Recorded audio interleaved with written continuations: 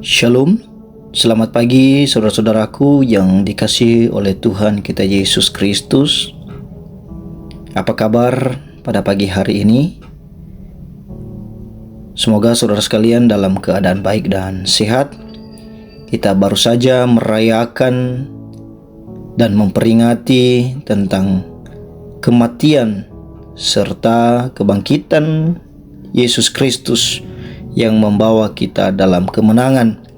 Saya percaya setiap kita sedang dalam bersuka cita dan bersyukur karena Tuhan telah memberikan anaknya yang tunggal untuk menebus setiap dosa-dosa kita.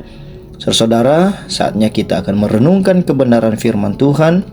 Marilah siapkan aspek kehidupan kita, hati dan pikiran kita, fokus untuk mendengarkan firman Tuhan pada pagi hari ini. Namun sebelumnya, marilah kita bersatu di dalam doa. Kami bersyukur kepadamu ya Tuhan, pada pagi hari ini kami kembali mendapatkan kesempatan yang indah untuk bersekutu denganmu. Saat ini kami mau mendengarkan sabda kebenaran firman-Mu. Berkata-katalah kepada kami melalui hamba-Mu yang akan menyampaikan kepada kami semua. Di dalam nama Yesus kami berdoa dan mengucap syukur. Haleluya. Amin. Bapak Ibu, saudara-saudara sekalian, renungan kita pada pagi hari ini tertulis di dalam 1 Korintus pasal 6 ayat 20. Mari kita buka Alkitab kita di tempat kita masing-masing. Saya akan membacakan untuk kita semua 1 Korintus pasal 6 ayat 20. Demikian firman Tuhan. Sebab kamu telah dibeli dan harganya telah lunas dibayar. Karena itu muliakanlah Allah dengan tubuhmu. Saudara-saudara, tema renungan kita pada pagi hari ini adalah Aku telah dibayar lunas.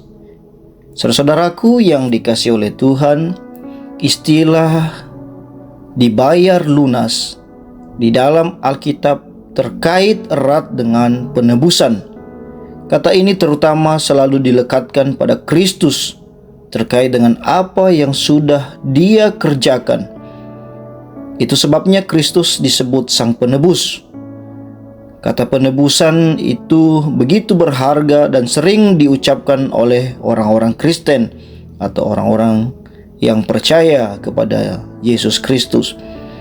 Berbicara tentang penebusan, kita seharusnya selalu mengingat nama Kristus di atas kayu salib. Dan setiap kali kita mengucapkannya, hati kita dipenuhi dengan ingatan penuh kasih dari Allah di dalam Kristus yang telah rela membayar hutang dosa-dosa kita, memberikan nyawanya sendiri sehingga kita diselamatkan. Saudara-saudaraku, berbicara masalah keselamatan, mau tidak mau kita harus berbicara tentang pribadi Yesus yang melaluinya kita memperoleh penebusan. Tindakan penebusan Kristus menghasilkan perdamaian antara kita dengan Allah Bapa yang sangat kudus. Allah Bapa membenarkan kita, orang berdosa, melalui kebenaran Kristus yang diberikan kepada kita, sehingga melaluinya kita beroleh keselamatan.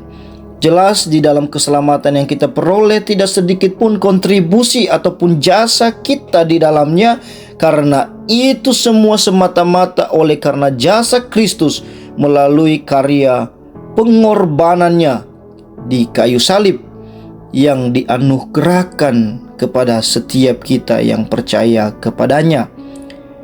Kata dibeli pada tradisi kuno artinya seseorang budak dapat dilepaskan dengan cara dibeli dari tuan yang memiliki dan menguasainya.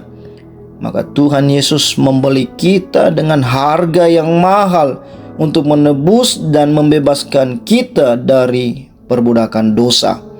Menjadi pertanyaannya, kita dibayar kepada siapa? Sering sekali orang salah paham tentang pembayaran yang dilakukan oleh Yesus. Apakah kita dibayar lunas kepada iblis? Atau kepada siapakah kita dibayar lunas? Karena kita telah terikat dengan dosa. Saudara, ingat bahwa dalam perjalanan kehidupan manusia, tidak pernah manusia itu punya hutang budi kepada iblis, tetapi manusia punya hutang itu kepada Allah karena manusia telah melanggar perjanjiannya dengan Allah. Maka yang harus diperdamaikan antara manusia dengan Allah, yang harus dibayar, yaitu nyawa manusia dibayar lunas kepada Allah. Jadi jemaat-jemaat sekalian, jangan kita salah memahami. Kita dibayar bukan kepada iblis, tetapi kita dibayar kepada Allah, di mana kita mempunyai hutang karena keberdosaan kita, karena pelanggaran yang kita perbuat. Jika di masa perjanjian lama umat yang berdosa harus datang kepada imam untuk menerima pengampunan dosa dengan cara membawa binatang korban untuk dipersembahkan di atas mezbah korban bakaran. Tetapi di masa perjanjian baru tradisi ini semuanya sudah digenapi oleh Tuhan Yesus yang menjadi korban penebusan dosa. Itu sebabnya umat yang berdosa tidak perlu lagi membawa binatang korban untuk dipersembahkan, karena Tuhan Yesus telah menjadi korban pengganti melalui kematiannya bagi penebusan dosa setiap orang yang percaya kepadanya, dan ini dilakukan sekali untuk selamanya. Tertulis di dalam Ibrani 10 ayat 10. Allah menebus kita bukan dengan bara yang fana, tetapi dengan darah yang mahal, yaitu darah Tuhan kita Yesus Kristus. Oleh karena itu, Rasul Paulus pada bagian ini sangat keras menentang segala perbuatan dosa, susila yang telah mengikat kita dan menyengsarakan kita. Kita yang sudah ditebus dengan harga yang mahal melalui darah Tuhan Yesus sendiri harus memuliakan Allah. Tidak hanya sekedar menahan diri untuk tidak menyerahkan diri kepada dosa percabulan, tetapi dengan menyerahkan seluruh keberadaan kita bagi pelayanan kepada Allah sebagai ibadah kita yang sejati.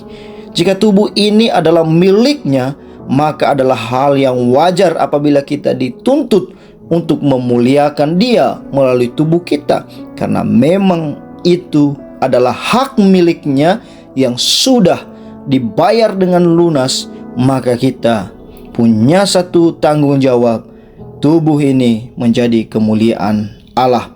Namun aplikasi perintah ini sangat luas. Bukan sekadar tubuh jasmani saja yang memuliakan Allah, tetapi seluruh keberadaan kita harus melayani Dia. Penebusan Kristus membawa kita kepada dibebaskan dari kuasa dosa. Dan yang kedua, penebusan itu memanggil kita untuk segera berkomitmen penuh untuk menyerahkan diri dan melayani Allah dengan segala apa yang kita miliki. Masing-masing kita punya karunia-karunia masing-masing. Ada yang memiliki karunia untuk memberi karena ada harta yang bisa diberikan. Ada karunia yang bisa menyumbangkan suara di gereja, bisa menjadi WL, bisa menjadi singers di gereja karena memiliki suara yang indah dan bagus. Ada juga orang yang memiliki karunia untuk bermain musik. Gunakan segala karunia yang kita miliki, bukan untuk membanggakan kita, bukan supaya kita disanjung, tetapi supaya Allah dipermuliakan di dalam kita, yang melihat apa yang kita lakukan, sehingga setiap orang yang melihat kita bukan menjadikan kita sebagai batu sandungan, tetapi melalui kehadiran kita, melalui pelayanan kita, persembahan kita kepada Allah, orang lain memuliakan nama Tuhan. Kiranya Tuhan memberkati kita semua dalam pekerjaan kita sepanjang hari ini. Dan perlu kita ingat bahwa kita adalah orang yang telah dibayar lunas. Kita dibayar dengan harga yang mahal. Maka jangan berikan dirimu dengan harga yang murahan. Jangan menjadi pribadi yang murahan. Kita, setiap orang yang percaya, telah dibayar dengan lunas, dengan harga yang mahal. Maka kita memiliki keistimewaan karena kita adalah anak-anak Allah. Kita diberikan kuasa untuk menjadi anak-anak Allah. Tuhan Yesus memberkati kita semua. Mari kita bersatu di dalam doa. Tuhan, terima kasih pada pagi hari ini. Kami diingatkan kembali bahwa kami adalah pribadi yang telah dibayar dengan lunas. Kami percaya, kami istimewa. Kami telah ditebus oleh Tuhan. Harganya mahal, yaitu darah Yesus yang tanpa noda dan celah. Tuhan, berikan kami kekuatan untuk menjalani hidup ini, sehingga bayaran mahal itu tidak kami gunakan tubuh yang telah dibayar ini ke hal-hal yang murahan, ke hal-hal yang menyakiti hati Tuhan. Tetapi biarlah segala aspek kehidupan kami boleh menjadi kemuliaan bagi Allah, sehingga kami melayani Engkau dengan sungguh-sungguh. Terpuji Engkau, di dalam nama Yesus kami berdoa. Haleluya. Amin.